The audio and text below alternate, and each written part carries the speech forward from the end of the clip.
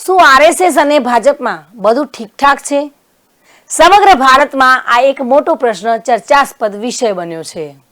આ વખતે લોકસભા ચૂંટણીમાં ભાજપ એકલા હાથે બહુમતી મેળવવામાં નિષ્ફળ રહ્યું છે. ખાસ કરીને ઉત્તર પ્રદેશ અને મહારાષ્ટ્રમાં ભાજપને ભારે નુકસાન થયું છે. ચૂંટણી પરિણામો બાદ રાષ્ટ્રીય સ્વયંસેવક સંઘના સરસંચાલક મોહન ભાગવતે મણિપુરને લઈને નિવેદન આપ્યું હતું, જે બાદ રાજકીય વર્તુળોમાં ચર્ચા થવા લાગી હતી કે આરએસએસ ભાજપથી નારાજ છે. દરમિયાન આરએસએસે તમામ અટકળોને ફગાવી દીધી છે. પીએમ મોદીને લઈને કોઈ નારાજગી નથી.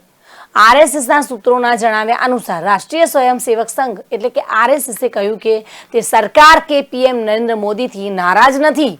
આરએસએસે કહ્યું કે મણિપુરને લઈને અગાઉ પણ સંઘ દ્વારા નિવેદનો આપવામાં આવ્યા છે. સરકાર કે વડાપ્રધાન વિશે કંઈ જ કહેવામાં આવ્યું નથી. ભાગવતે મણિપુર હિંસા પર વાત કરીને કહ્યું હતું કે રાષ્ટ્રીય સ્વયંસેવક સંઘના સરસંચાલક મોહન ભાગવત હાલમાં 5 દિવસની મુલાકાતે ગોરખપુરમાં છે, જ્યાં તેમણે ઘણા કાર્યક્રમોમાં ભાગ લીધો હતો. હાલ જ મણિપુરમાં હિંસા અંગે આરએસએસના વડા મોહન ભાગવતે કહ્યું હતું કે મણિપુર છેલ્લા 1 વર્ષથી હિંસાની આગમાં સળગી રહ્યું છે. તેમણે કહ્યું હતું કે મણિપુર છેલ્લા 1 વર્ષથી શાંતિ સ્થાપવાની રાહ જોઈ રહ્યું છે. ઉત્તર પૂર્વીય રાજ્યની સ્થિતિની પ્રાથમિકતાના આધારે ધ્યાનમાં લેવી જોઈએ. ઇન્દ્રેશ કુમારે ભાજપને અહંકારી ગણાવ્યા અને આ પછી શુક્રવારે 14 જૂન આરએસએસના ઇન્દ્રેશ કુમાર સત્તારૂઢ ભાજપને અહંકારી ગણાવી હતી. તેમણે કહ્યું હતું કે જે પાર્ટીના રામની પૂજા કરતી હતી તે અહંકારી બની ગઈ છે તેવું ઇન્દ્રેશ કુમારનું કહેવું છે અને તેથી તે 2024ની ચૂંટણીમાં સૌથી મોટી પાર્ટી બની, પરંતુ તેને જે સત્તા મળવી જોઈતી હતી તે ભગવાન રામે ઘમંડના કારણે છીનવી લીધી. ભારત ગઠબંધન રામ વિરોધી પણ ગણાવ્યું છે, જો કે આરએસએસ તેમના નિવેદનથી દૂર છે. જે રીતે ઇન્દ્રેશ કુમારે નિવેદન આપ્યું હતું, આરએસએસનું કહેવું છે કે તેનાથી અમારે કોઈ લેવા દેવા નથી. આ નિવેદનથી આરએસએસ દૂર છે. સૂત્રોના જણાવ્યા અનુસાર આ લોકસભા ચૂંટણીમાં ભાજપનું પ્રદર્શન આટલું ખરાબ કેમ રહ્યું તે અંગે આરએસએસ આવતા મહિના કેરળમાં સંકલન બેઠક યોજવા જઈ રહ્યું છે. આ બેઠકમાં ભાજપ સહિતના તમામ સંઘના મોટા અધિકારીઓ હાજરી આપશે. આરએસએસના વરિષ્ઠ નેતા ઇન્દ્રેશ કુમારે લોકસભા ચૂંટણીમાં ભાજપની હારનું કારણ અહંકાર ગણાવ્યું છે. તેમણે કોઈનું નામ લીધા વિના કહ્યું છે કે ભગવાન રામની પૂજા કરનાર પક્ષ અહંકારી થઈ ગયો છે, તેથી તે 241 થઈ ગયો છે. આ ચૂંટણીમાં ભાજપનો અહંકાર નાશ પામ્યો છે. તેમના નિવેદન બાદ રાજકીય ખળભળાટ મચી ગયો છે. એવું લાગી રહ્યું છે કે સંઘ ભાજપના નેતાઓને સલાહ આપી રહ્યો છે. જોકે હવે સંઘના સૂત્રોનું કહેવું છે કે ઇન્દ્રેશ કુમારનું નિવેદન આરએસએસનું સત્તાવાર નિવેદન નથી અને આ તેમનો અંગત અભિપ્રાય છે. એટલે કે આરએસએસને ઇન્દ્રેશ કુમારના નિવેદનથી કોઈ લેવા દેવા નથી, તે તેમનું પર્સનલ અંગત અભિપ્રાય છે. ઇન્દ્રેશ કુમારે કહ્યું છે કે આ લોકો ભગવાન રામની પૂજા કરતા હતા, પરંતુ ધીમે ધીમે તેમનામાં ઘમંડ વધી ગયો છે અને આજે ભગવાન રામે તેમના અહંકારનો નાશ કર્યો છે. આ લોકો આ ચૂંટણીમાં પ્રશંસનીય પરિણામ આપી શક્યા નથી. કદાચ હવે તેમને લોકશાહીની શક્તિનો અહેસાસ થયો હશે. જોકે રામજીની કૃપાથી જ ભાજપ દેશની સૌથી મોટી પાર્ટી બની શકી છે, પરંતુ તેમ છતાં આ લોકો રામજીની કૃપાને સમજી શક્યા નથી. કદાચ તેથી જ આ ચૂંટણીમાં ભાજપને જે સત્તા મળવી જોઈતી હતી તે રામજીએ પોતાના અહંકારને કારણે અટકાવી દીધી છે તેવું ઇન્દ્રેશ કુમારનું કહેવું છે. વિપક્ષ પર પણ નિશાન સાધ્યું હતું. ઇન્દ્રેશ કુમારે વિપક્ષ પર પણ નિશાન સાધતા કહ્યું હતું કે આશ્ચર્યજનક છે કે ભગવાન રામના વિરોધીઓ આ ચૂંટણીમાં સારું પ્રદર્શન કરી શક્યા. અલબત્ત તે નંબર 1 પર આવી શક્યો ન હતો, પરંતુ તે વધુ સારા પ્રદર્શન સાથે બીજા નંબર પર પોતાનું સ્થાન મજબૂત કરવામાં સફળ રહ્યો હતો.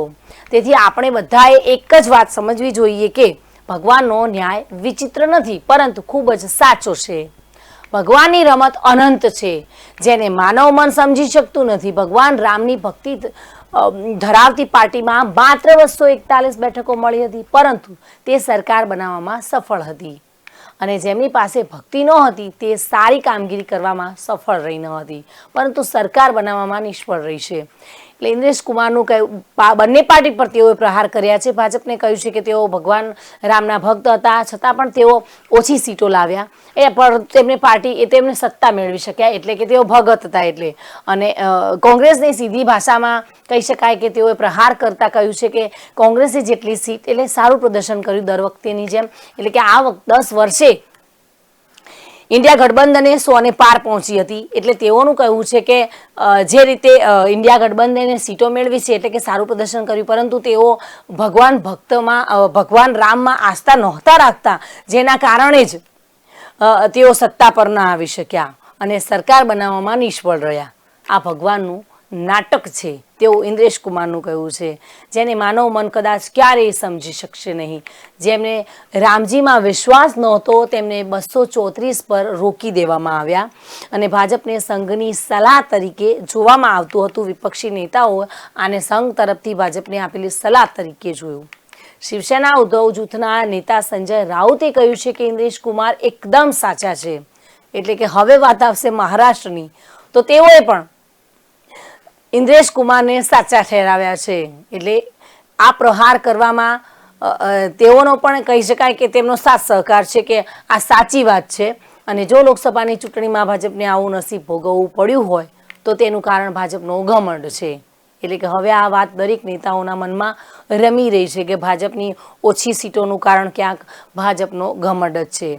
અને તેઓએ કહ્યું હતું કે મારા અહંકારને કારણે જ મારે હારનો સામનો કરવો પડી રહ્યો છે. કોંગ્રેસના નેતા પ્રમોદ તિવારીએ કહ્યું હતું કે ભાજપના ટોચના નેતાઓના વર્તનમાં ઘમંડ દેખાય છે.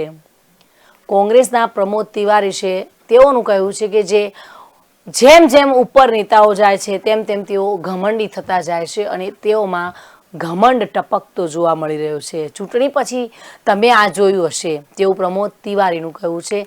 અને હવે અમને કહો કે અહંકાર છોડીને અમારા લોકોની વાત સાંભળો, કોંગ્રેસ પર બોલશો નહીં, કારણ કે અમે રામના પૂજારી છીએ, તમે વેપારી છો, તેવું કહેવું હતું પ્રમોદ તિવારીનું. અને ભાજપના રાષ્ટ્રીય અધ્યક્ષ જેપી નડ્ડા નરેન્દ્ર મોદીની મંત્રી પરિષદમાં સમાવેશ કરવામાં આવ્યો, જે બાદ ભાજપે નવા પ્રમુખની શોધ શરૂ કરી છે.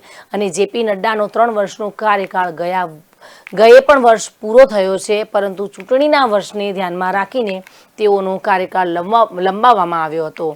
નરેન્દ્ર મોદીના શાસનમાં કોણ શું બનશે તેની આગાહી કરવી ખૂબ જ મુશ્કેલ છે. જેપી નડ્ડા 3 વર્ષ સુધી તેઓ રહી ચૂક્યા છે, તેઓનો કાર્યકાળ પણ પૂરો થઈ ચૂક્યો છે, પરંતુ ચૂંટણીના કારણે જે લંબાવવામાં આવ્યો છે અને હવે એ નવા પ્રમુખ શોધી રહ્યા છે, ત્યારે હવે ભાજપમાં કહેવું ખૂબ જ મુશ્કેલ છે કે કયું પદ કોને મળશે. પરંતુ રાજકીય વર્તુળોમાં અનેક નામો ચર્ચાઈ રહ્યા છે, જેમાં અનુરાગ ઠાકોર, BL સંતોષ, સુનિલ બંસલ, લક્ષ્મણ, વિનોદ તાવડે જેવા અનેક નામો સંભળાઈ રહ્યા છે અને રાષ્ટ્રીય અધ્યક્ષ RSSની નજીક હોઈ શકે છે. એટલે કે જેટલી વાર પણ રાષ્ટ્રીય અધ્યક્ષની વરણી થઈ હોય છે તે RSSમાંથી જ આવેલા હોય છે. પ્રખર સંઘના કાર્યકર્તાઓ હોય છે, સંઘના નીતિ નિયમો પાળતા હોય છે. એટલે હવે આ ચહેરાઓ, હવે આ નામો ફરી ચર્ચામાં આવ્યા છે અને આ નામો સિવાય દેશમાં અનેક અટકળો લગાવવામાં આવી રહી છે. કોઈ કહી રહ્યું છે કે આ વખતે ભાજપના રાષ્ટ્રીય અધ્યક્ષ રાષ્ટ્રીય સ્વયંસેવક RSSની ભૂમિકામાંથી હશે, જે ભાજપ અને RSSના સંકલનમાં ચાલશે. RSS અને ભાજપ વચ્ચેના મતભેદો આ દિવસોમાં સામે આવ્યા છે, નહીતર તેમના મતભેદો બંને સંસ્થાઓ સામાજિક અને રાજકીય રીતે નુકસાન પહોંચાડી શકે છે. એટલે કે જે રીતે RSS અને ભાજપ કહી શકાય એક જ સિક્કાની બંને બાજુ છે, બંને એકબીજાની સાથે ચાલે છે, વિચારધારા એકબીજાની બંનેની મળતી આવે છે. અને હવે ક્યાંક થોડું પણ આઘા પાછું લાગી રહ્યું હોય તો ખરેખર બહુ ભાજપ માટે અને ચિંતાનો વિષય છે અને કોઈ પણ મરાઠા ચહેરાને પણ પસંદ કરી શકાય છે. એટલે કે હવે આ નવો ચહેરો જે અધ્યક્ષનો મૂકવામાં આવે, કદાચ ક્યાંક મહારાષ્ટ્રમાં વિવાદ પણ જોવા મળી રહ્યો છે, તો અધ્યક્ષ તરીકે મરાઠા ચહેરાને પણ પસંદ કરવામાં આવી શકાય છે. એટલે કે આગામી કેટલાક મહિનામાં દેશના 3 રાજ્યોમાં વિધાનસભાની ચૂંટણી યોજવામાં આવી છે, જેમાં મહારાષ્ટ્ર, હરિયાણા અને ઝારખંડનો સમાવેશ થાય છે.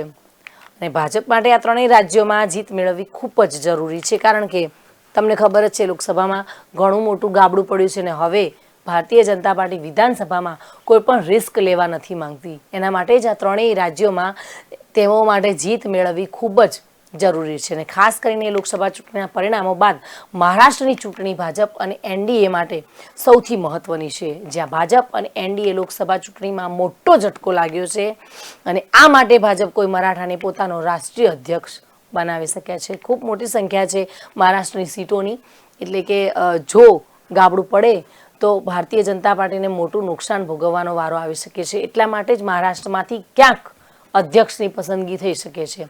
ભાજપના ઘણા મહામંત્રી પણ મરાઠા છે અને ભાજપ મહામંત્રીને પણ પ્રમુખ બનાવી શકે છે. એટલે જે મહામંત્રીઓ હાલ ચાલુ છે ભારતીય જનતા પાર્ટીમાં તેમાંથી પણ પ્રમુખની વરણી થઈ શકે છે.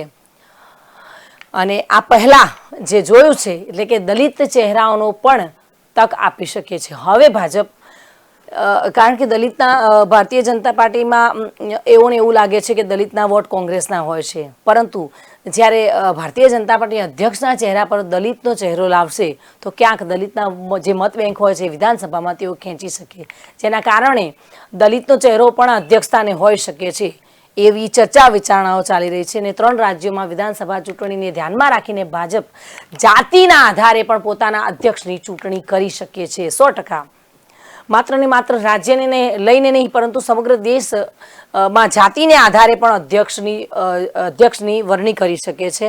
એટલે કે જેમાં વડાપ્રધાન નરેન્દ્ર મોદી પોતે ઓબીસી ચહેરા તરીકે ટોચ પર બેઠા છે, જેથી સામાન્ય વર્ગમાંથી પ્રમુખ બનાવી શકાય છે. ઘણા બધા અટકળો છે કે કઈ જગ્યાએથી અધ્યક્ષની વરણી થઈ શકે છે. ક્યાંક દલિત ચહેરો હોઈ શકે, ઓબીસીનો પણ હોઈ શકે અને મરાઠાનો પણ હોઈ શકે. અને લોકસભા ચૂંટણીમાં દલિત મતોમાં ભાજપ અને એનડીએને મોટો ઝટકો લાગ્યો છે. 100% સાચી વાત છે કે દલિતોના કારણે લોકસભાની ચૂંટણીમાં ભાજપની સરકારને મોટો ઝટકો આ વખતે લાગ્યો છે. એટલે એ કારણ પણ છે કે અધ્યક્ષ સ્થાને દલિત ચહેરો હોઈ શકે અને આવી સ્થિતિમાં દલિત સમાજમાંથી પ્રમુખ ચૂંટાઈ શકે છે, જેથી આગામી ચૂંટણીમાં જ્ઞાતિ સમીકરણ ઉકેલી શકાય. એટલે કે હાલ તો જે અધ્યક્ષ સ્થાને આવવાનું છે, આરએસએસ અને ભાજપ બંને સાથે મળીને નિર્ણય લેશે તો જ આમાં સફળ થશે. હવે અધ્યક્ષ સ્થાને જેપી નડ્ડા જ્યારે 3 વર્ષ પૂરા કરી ચૂક્યા છે, તેઓને જે સમયકાળ હતો તે પણ લંબાવી ચૂક્યા છીએ અને 1 વર્ષ તેમાં પણ વધી ગયું છે. અને હવે જેપી નડ્ડા બાદ કોને પ્રમુખ પદ તરીકે લાવે છે તે હવે વિચાર વિમર્શ ચાલી રહ્યો છે, જેને અનુલક્ષીને મિટિંગો પણ ચાલી રહી છે. અને હવે તેમાં દલિત ચહેરો હોઈ શકે, મરાઠાનો હોઈ શકે, ઓબીસીમાંથી પણ આવી શકે અને અન્ય કોઈ પણ હોઈ શકે. એવી અટકળો વચ્ચે હવે જોવાનું એ રહેશે કે ભારતીય જનતા પાર્ટીમાંથી અધ્યક્ષ સ્થાને કોની વરણી થાય છે. નમસ્કાર.